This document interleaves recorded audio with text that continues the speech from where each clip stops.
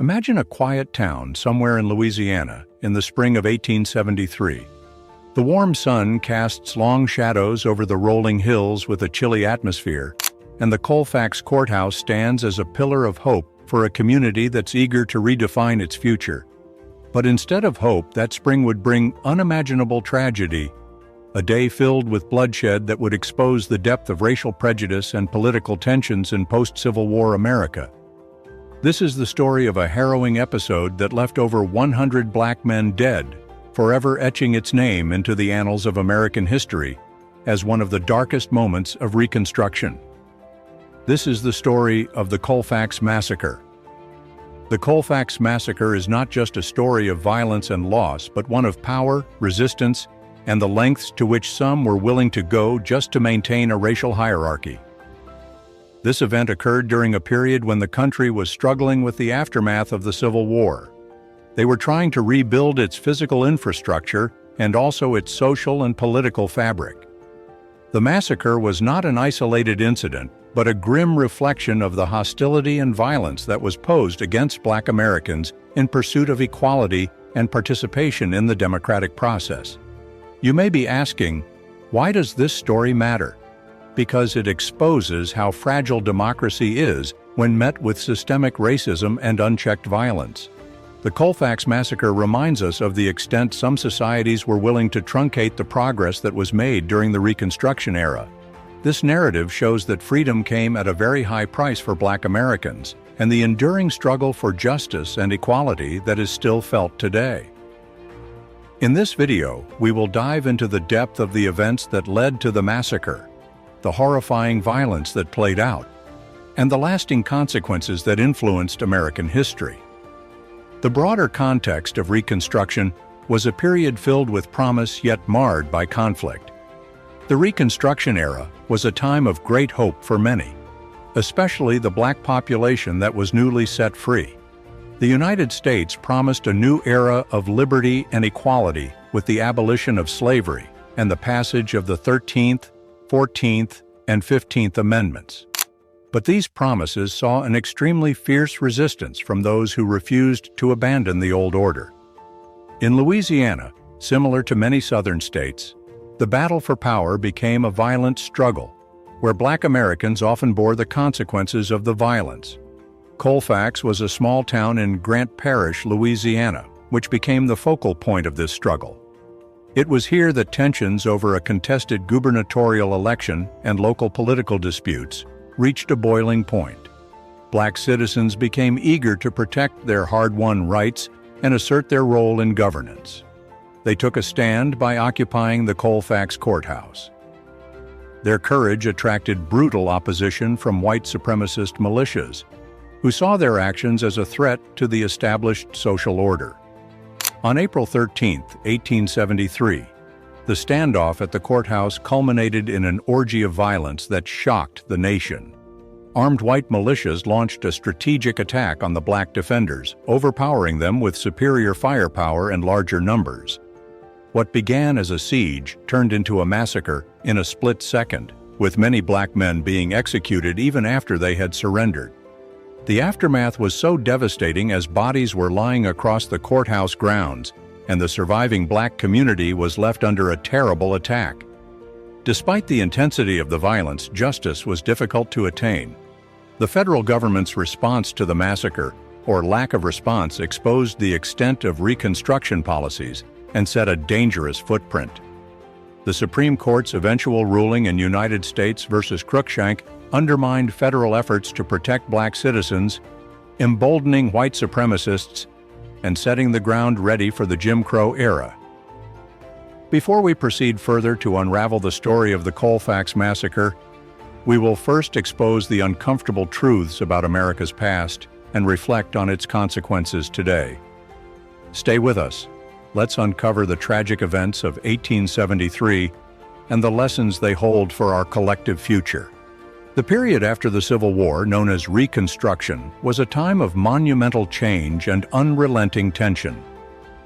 The Reconstruction era began in 1865, immediately after the end of the Civil War.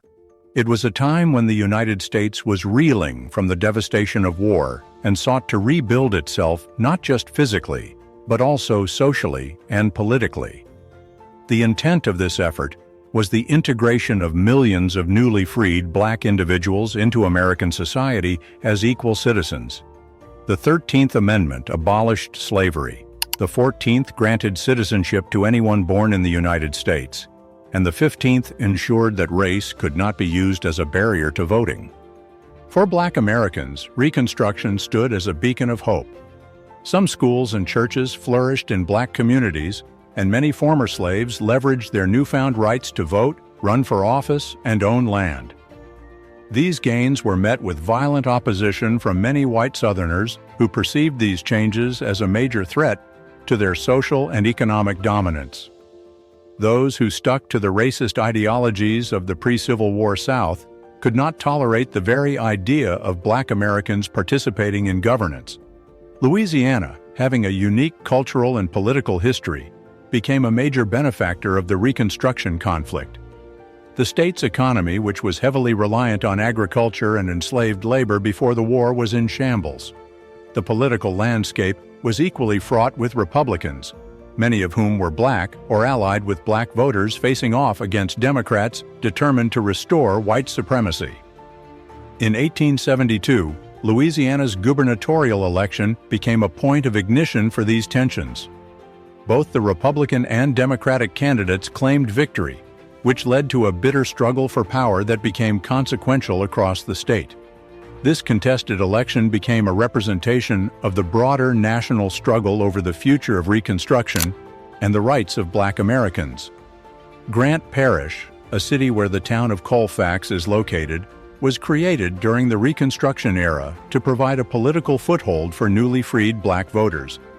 It was a majority Black parish, and its local government was dominated by Republicans. However, this political control wasn't without its challenges. White supremacist groups like the White League and the Ku Klux Klan intended to intimidate Black voters and destabilize Republican governance through violence and terror. The Reconstruction era experienced the emergence of paramilitary groups that used violence as a tool to suppress Black political participation. The Ku Klux Klan, which was established in 1865, was perhaps the most infamous of these groups, but others like the White League were equally deadly. These militias consisted largely of former Confederate soldiers and other white Southerners who believed they were fighting to preserve their way of life. In Louisiana, these groups operated with near impunity while targeting Black communities and Republican officials. Their methods included assassinations, lynchings, and armed raids. Local law enforcement agencies, often sympathetic to their cause, did very little to intervene. The federal government's efforts to fight against these groups through legislation like the Enforcement Acts were frequently undermined by lackluster enforcement and judicial resistance. In 1873, tensions in Colfax had escalated, reaching a boiling point. The contested gubernatorial election left the community deeply divided, with both Republican and Democratic factions claiming control of local offices. Black residents who were determined to protect their political interests rallied around the Republican government, even as white supremacists prepared to challenge their authority. The Colfax courthouse became a symbol of this struggle. Black citizens who were afraid of violence took up arms and occupied the courthouse, hoping to defend their rights and their community. Meanwhile, white militias began to assemble, planning their actions under the pretense of making an effort to restore order, but in reality, intending to reassert white dominance. What unfolded in Colfax was not an isolated incident, but an intentionally planned act that was part of a broader pattern of racial violence during the Reconstruction era. It was a testament to the lengths to which some were willing to go to maintain a system of racial oppression. The stage was set for a confrontation that would leave a lasting scar on the nation's history. While trying to understand the historical context of the Colfax Massacre, we see how the promises of Reconstruction were met with both hope and hostility. This era was a time when the nation could have moved toward greater equality and justice, but instead allowed violence and prejudice to restrict those ideals. The events that led to the Colfax Massacre were deeply rooted in the political tensions of Louisiana during the Reconstruction era. The gubernatorial election of 1872 in Louisiana served as a flashpoint. In this highly contentious race, the Republican candidate William Pitt Kellogg and the Democrat John McEnery both claimed victory. The election results were marred by widespread accusations of fraud, intimidation of voters, and manipulation from both parties. Federal authorities ultimately recognized Kellogg as the legitimate governor. This was a decision that infuriated white Democrats who perceived Reconstruction policies as an imposition of Northern control over Southern states. At the local level in Grant Parish, where Colfax was located, the political atmosphere was even more volatile. The creation of Grant Parish itself in 1869 as a new parish carved out of neighboring ones was originally designed to empower the area's increasing black population, many of whom were newly enfranchised. By 1872, this demographic shift had resulted in the election of Republican officials to local offices, of which many of them were black. This newfound political power among black citizens was a direct challenge to the traditional dominance of white Democrats, who refused to accept this dramatic change in the social order. To make it even worse, both Republican and Democratic factions claimed control of local offices after the disputed 1872 election. Two rival governments were formed in Grant Parish, with each side accusing the other of not being legit. Tensions between the factions became more intense as they contended for control over the courthouse in Colfax, which symbolized authority in the parish. For black citizens, having control of the courthouse was seen as crucial to preserving their political gains. Conversely, white Democrats perceived its capture as essential to restoring what they considered the natural racial and political hierarchy. As the disputes over local offices lasted, the breakdown of law and order in Grant Parish became increasingly obvious.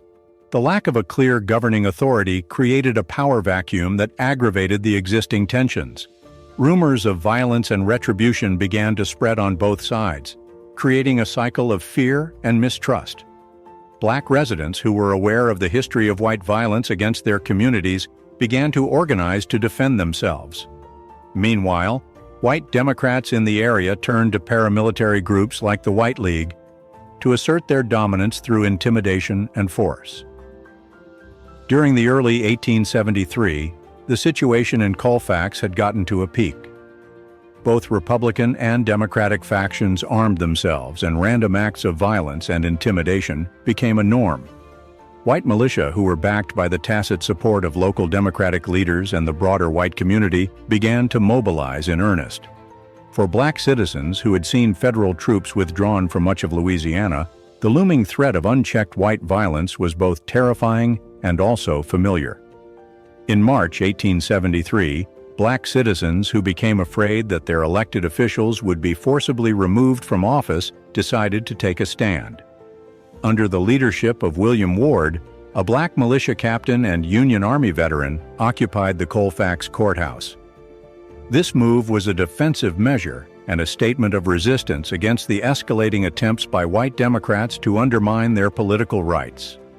The courthouse became a strengthened refuge, with black residents constructing barricades and stockpiling weapons to defend it.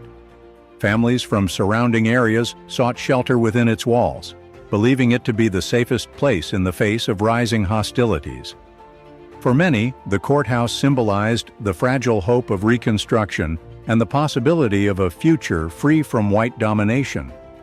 White Democrats, however, perceived the occupation of the courthouse as an intolerable provocation.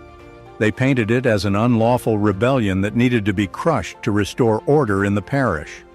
This narrative conveniently ignored the fact that the black community's actions were a direct response to the systematic violence and disenfranchisement they suffered.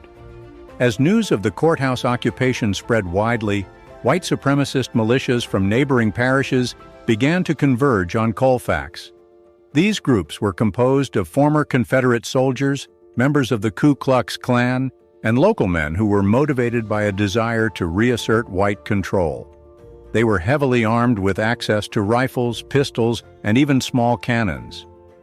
Many of them carried a deep-rooted hatred for Reconstruction policies and were determined to destroy any atom of resemblance of black political power.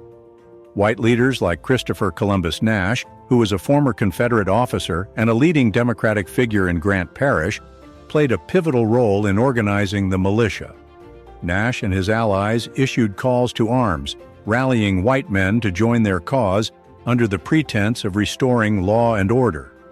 The militia's true intent, however, was to terrorize and subjugate the black population of Colfax. A couple of weeks before the massacre, white militias began to surround the courthouse, cutting off supplies and communication. They issued ultimatums demanding that the black defenders surrender and vacate the premises. These ultimatums were accompanied by threats of violence, which only aggravated the resilience of the black community to resist. Despite their determination, the defenders faced overwhelming opposition. They were outnumbered and outgunned, with limited access to reinforcements or external support. The days leading up to April 13, 1873, were marked by an intensive sense of inevitability. Both parties are prepared for a confrontation that looks unavoidable. For the black defenders, the courthouse was not just a building, but a blast stand against the forces that sought to strip them of their hard-won rights and freedoms. For the white militias, the courthouse represented a threat to their perceived superiority and a challenge to their dominance. On the eve of the massacre, white militias received reinforcements from neighboring areas which increased their ranks to an estimated 300 men. They prepared for an all-out assault while armed with superior firepower and driven by a shared sense of racial animosity. The black defenders, having some around 150, knew they were largely outmatched, but remained resolute. Their courage in the face of such overwhelming odds was a testament to their determination to fight for their rights and their community. In a final bid to avoid bloodshed, some black leaders attempted to negotiate with the white militias. These efforts were but to no avail, as the white leaders saw no need to compromise. The stage was set for one of the most horrific acts of racial violence in American history. What began as a struggle for political power in a small Louisiana parish would soon become a bloody reminder of how far white supremacists would go to maintain their power status. The events leading to the Colfax Massacre were a tragic culmination of the deep-seated racial and political disparity that defined the Reconstruction era. They underscored the fragility of black progress in the face of relentless white opposition and highlighted the failure of federal authorities to protect the rights of newly enfranchised citizens. As the sun rose on April 13, 1873, the black defenders of the Colfax courthouse stood defiant, unaware that the day would end in unimaginable bloodshed and suffering. April 13, 1873, the day of the bloodshed. As dawn broke on the morning of April 13, 1873, Colfax was already bubbling with tension. Black residents, having taken control of the courthouse weeks earlier, remained solid in their belief that defending the building was the only way to secure their newly earned political rights. The courthouse, being a modest wooden structure, had become a refuge for over 150 black men who understood the danger they experienced. They barricaded windows and fortified entrances and armed themselves with rifles, shotguns, and anything they could find. Many knew that the courthouse was not just a building, but a symbol of their hard-won freedom and the fight for representation. On the other side of town, white supremacists were actively preparing for war. The White League former Confederate soldiers and other groups had mobilized under the guise of restoring law and order. In the actual sense, they were driven by a desire to destroy the political power of black citizens and to reclaim white dominance in Grant Parish. Eyewitnesses later recalled seeing a group of over 300 armed white men that was led by Christopher Columbus Nash, moving towards the courthouse with a chilling sense of determination. They carried rifles, pistols, and even a small cannon, prepared to unleash a torrent of violence. The attackers arrived outside the courthouse in the late morning. What began as a standoff quickly turned into an all-out siege. Nash demanded that the black defenders surrender the courthouse, but the men inside refused, for fear of their lives and the lives of their families. The refusal got the mobs angry, and the first shots rang out, marking the start of one of the darkest days in American history. For hours, the attackers fired relentlessly at the courthouse, trying to weaken the determination of its defenders. The black men inside returned fire, with the determination to hold their ground. The scene was chaotic, with smoke and gunfire filling the air. According to some survivors, the attackers employed military standard tactics, surrounding the courthouse and systematically cutting off any potential escape routes. By midday, the mob intensified their assault, setting fire to the courthouse in an attempt to lure the defenders out. Thick black smoke covered everywhere from the building as flames consumed its wooden frame. The defenders began to choke on smoke and, facing the unbearable heat, were forced to make a harrowing decision between staying inside and facing certain death or flee and risk being gunned down by the mob waiting outside. As the flames engulfed the courthouse, many of the defenders attempted to surrender by waving white flags and pleading for mercy. But mercy was not found that day. Eyewitness accounts reveal the horrifying extent of the massacre. Black men who emerged from the burning building were shot on the spot, while others were captured and executed in cold blood. Who would have thought that very day would be their last? One survivor, who managed to escape by hiding in a nearby swamp, later recounted the chilling scene. In his words, "They shot them down like dogs," he said. Men with their hands up, begging for their lives, were slaughtered without hesitation. The violence extended beyond the courthouse. Some black defenders tried to flee into the woods that surrounded the area, hoping to escape the mob's attack. But the attackers went after them, hunting them down like prey. Some survivors described the scenes of unimaginable brutality: men being tied up and executed, bodies left to rot in the open as a warning to others. By the time the violence subsided, the death toll was so severe. While the exact numbers aren't precise, historians estimate that between 60 and 150 black men were killed that day, many of them after they had surrendered. In contrast, only 3 white attackers lost their lives. This is a stark testament to the one-sided nature of the violence. The massacre left the black community of Colfax utterly devastated. Homes were burned, families were torn apart, and a chilling message was sent to black Americans across the South. Their lives and rights were of no essence in the eyes of white supremacists. The bodies of the slain were hurriedly buried in mass graves, their names and stories erased from the official record. The courthouse itself was burned down to ashes. This stood as a haunting reminder of the day when justice and humanity were abandoned in favor of hatred and violence. The horrifying events of April 13, 1873, created an enduring mark in the memories of those who survived. Their testimonies, passed down through generations, stand as a powerful reminder of the massacre's brutality. One survivor, an elderly black man who had fought to defend the courthouse, described the hopelessness of the situation. "We knew we were outnumbered, but we believed we had to stand for what was right. When they set the fire, I thought it was the end. But I escaped into the woods and prayed to God to survive." Another account came from a white journalist who visited the site in the aftermath. He described the scene as a field of death, with bodies strewn across the ground and the stench of burning wood and flesh lingering in the air. His report was one of the few contemporary accounts of the massacre. While the attackers framed their actions as a necessary measure to restore order, their motivations were rooted in fear and hatred. The growing political power of black citizens during Reconstruction was felt as an existential threat to the social and economic dominance of white Southerners. Groups like the White League saw the massacre as a victory, a chilling example of their willingness to use violence to maintain control. Weeks after the massacre, many of the attackers openly celebrated their actions, boasting about their role in suppressing what they falsely claimed was a black uprising. This brazen attitude exemplifies the impunity with which white supremacists operated during Reconstruction.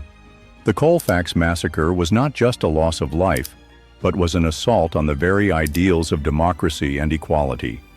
The black men who lost their lives that day were not just victims of violence. They were martyrs in the struggle for civil rights and justice. Their sacrifice shows the extreme courage it took for Black Americans to fight for their rights in the face of overwhelming odds. The massacre had a significant impact on the families and communities left behind.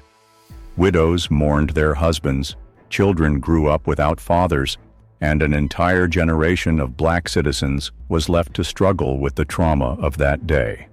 For the survivors, the memory of the massacre was a heavy burden, a reminder of both the cruelty they had endured and the resilience it took to rebuild their lives in the aftermath. Their stories are often silenced or ignored. This story stands as a true testament to the unyielding spirit of those who fought for freedom in the face of unimaginable adversity. The aftermath of the Colfax Massacre went far beyond the immediate bloodshed and devastation in Grant Parish, Louisiana. It marked a turning point in the Reconstruction era, influencing the trajectory of civil rights in the United States and setting the footprint for decades of systemic racial oppression.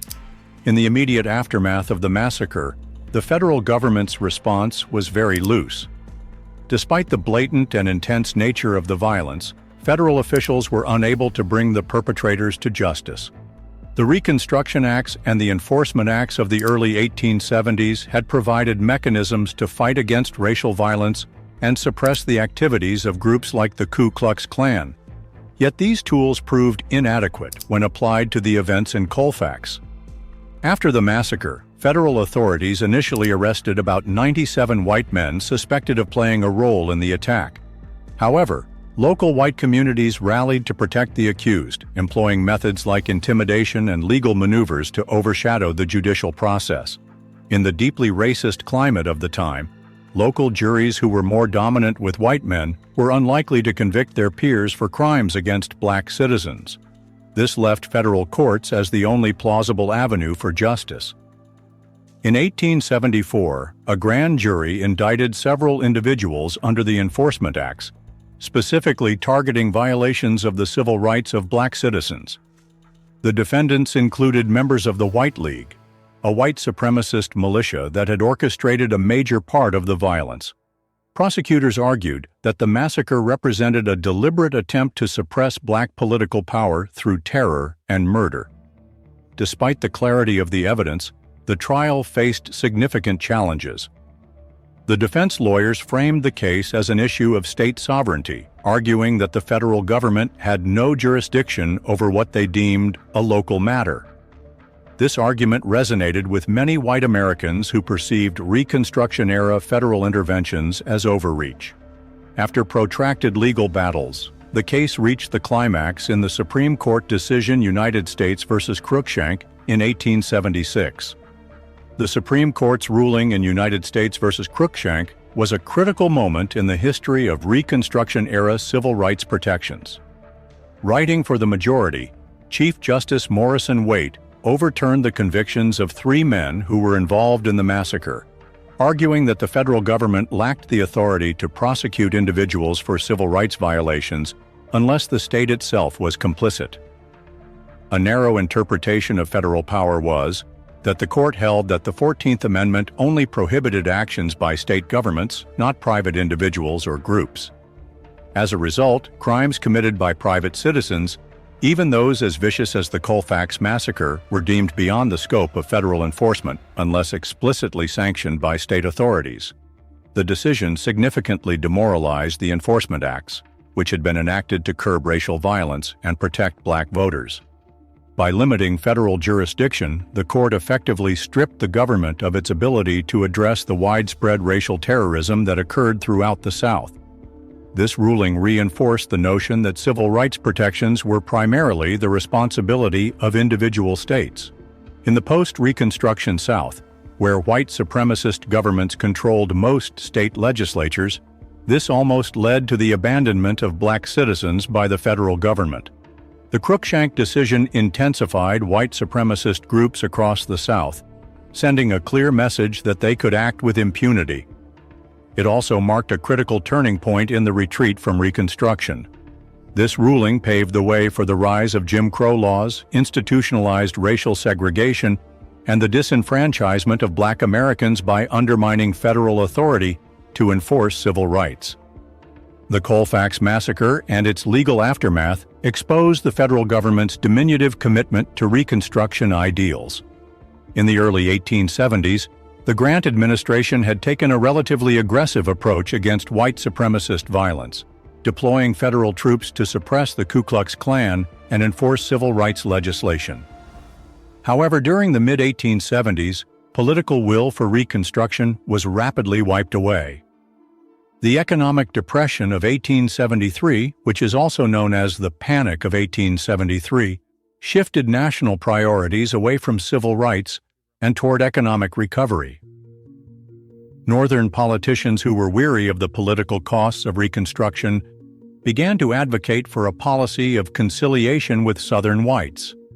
This shift was further solidified by the Compromise of 1877, which ended federal military intervention in the South in exchange for the resolution of the contested 1876 presidential election.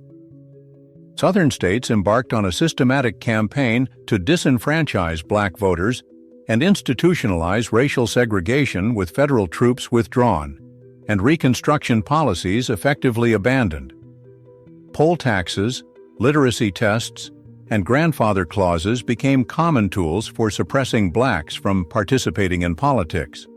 Simultaneously, segregation laws officially enacted racial hierarchies in every aspect of Southern life, from education to transportation. The Colfax Massacre's legacy was also intertwined with the emergence of Jim Crow. The massacre demonstrated the lengths to which white supremacists would go to maintain power and the willingness of state and federal governments to tolerate such violence. The events in Colfax and their legal aftermath also had profound consequences for the broader struggle for civil rights in America. They highlighted the fragility of democracy in the face of racial violence and underscored the need for robust federal protections for minority rights. This was a lesson that would resonate in the 20th century civil rights movement.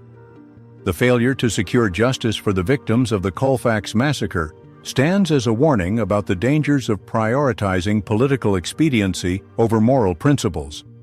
It demonstrated the implications of abandoning vulnerable populations to the mercy of hostile majorities and highlighted the importance of federal intervention in protecting civil rights.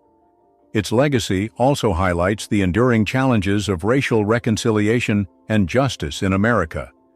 It exposes the long shadow cast by slavery and the systemic barriers to equality that persisted long after its abolition.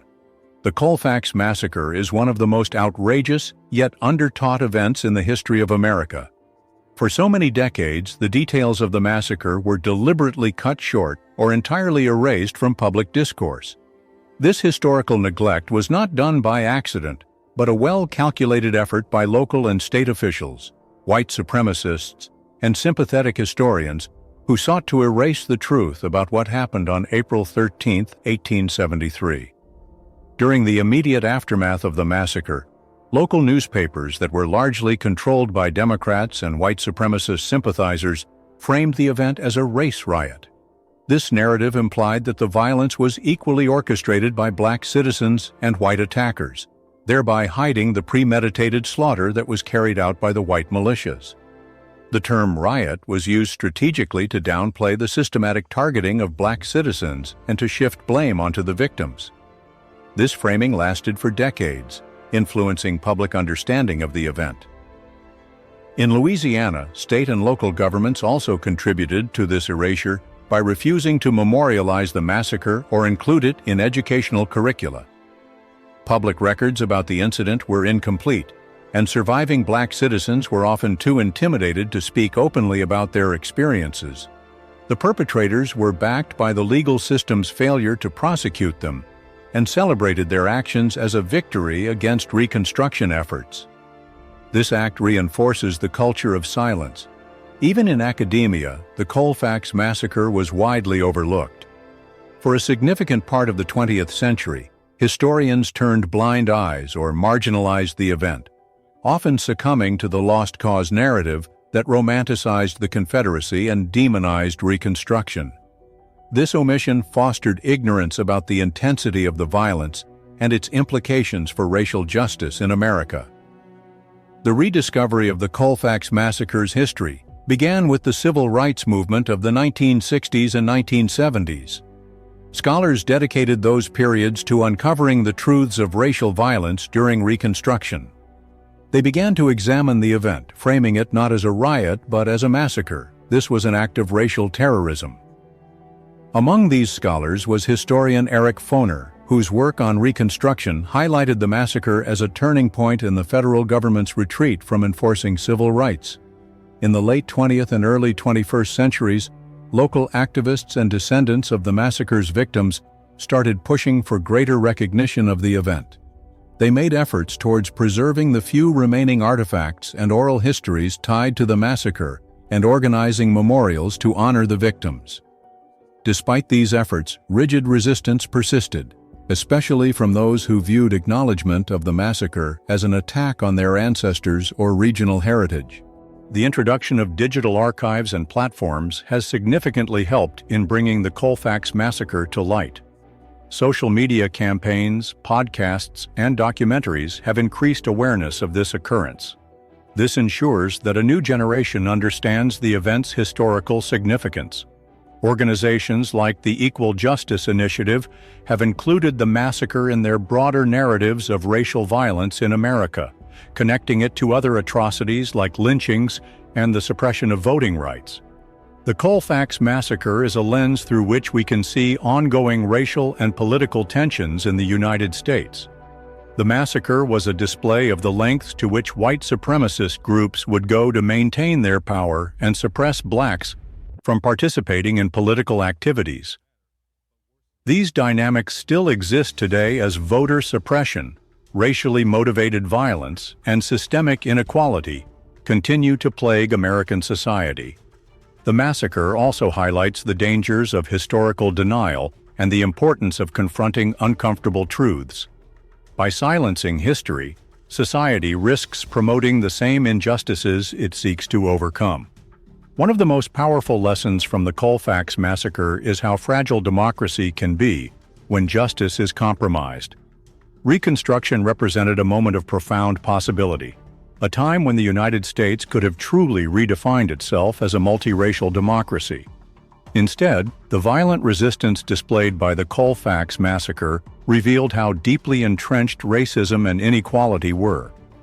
The narrative of the massacre serves as a caution about the consequences of failing to hold offenders accountable. When systems of justice are weaponized to protect the powerful and oppress the marginalized, democracy becomes weak and inconsequential. The events in Colfax demonstrate that progress is not linear, in the sense that rights can be gained and lost, depending on the vigilance and collective action of those who fight for equality. Today, efforts to honor the victims of the Colfax Massacre keep on growing, though they remain controversial. Memorials and historical markers in Grant Parish now acknowledge the massacre, but the language used often reflects ongoing struggles over historical interpretation. While some markers explicitly name the event as a massacre, others still bluntly refer to it as a riot. Educators, activists, and descendants of the victims continue to push for comprehensive inclusion of the Colfax Massacre in the curricula of history across the nation. They argue that having an understanding of an event like Colfax is essential for combating the roots of systemic racism in America. This includes teaching students about the bravery of the black defenders who stood up for their rights, even in the face of overwhelming odds. In recent years, the massacre has also become a focal point for discussions about reparations and restorative justice.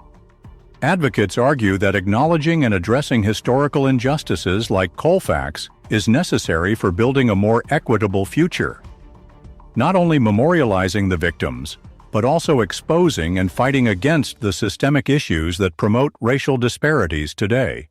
The Colfax Massacre of 1873 stands as one of the darkest chapters in American history. This tragic event resulted in the loss of over 150 black lives, many of whom were brutally slaughtered even after surrendering. The courthouse, which had become a symbol of hope and resistance, turned into a site of unimaginable carnage. Honoring the victims of the Colfax Massacre means more than remembering their names, but committing to the principles they fought for. While we reflect on the legacy of the Colfax Massacre, the words of civil rights leader Martin Luther King Jr. resonate profoundly. Injustice anywhere is a threat to justice everywhere. The massacre's victims were normal people who dared to believe in a better future. Their courage and sacrifice remind us that the fight for justice is never easy, but it is always necessary.